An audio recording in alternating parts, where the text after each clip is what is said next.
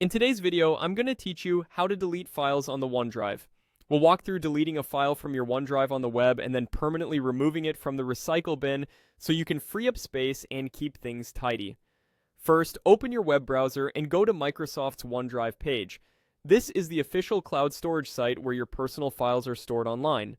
Once the page loads, click Sign In. Use your Microsoft account to continue. If you have more than one account, choose the one that actually has the files you want to manage. After you're signed in, you'll land in your OneDrive where you can see your folders and files. Now find the file you want to remove. Click it once to highlight it. You can also use the small checkbox next to the file name if you prefer, and if you need to remove several items at once, hold Shift to select Arrange or Control or Command to pick multiple individual files. With the file selected, right-click to open the context menu. In that menu, click Delete. OneDrive will ask you to confirm just to prevent accidental removal.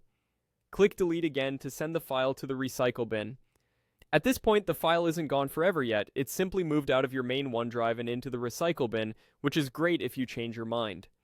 To permanently remove it and free up storage, look to the left navigation pane and open the recycle bin. You'll see the items you recently deleted listed there. Select the item you want to remove for good. You can open the item's actions menu or use the toolbar at the top. Either way, choose Delete. OneDrive will display a final confirmation because this action can't be undone.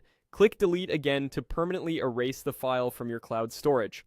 A couple of quick tips as you go. Deleting items you own will remove them for everyone who had access to those items, so double-check shared content if others rely on it.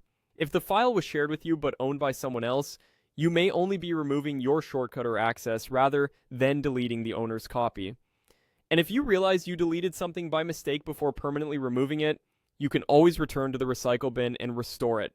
That's it. Select Delete, confirm, then clear it from the recycle bin. Thanks for watching, and now you know exactly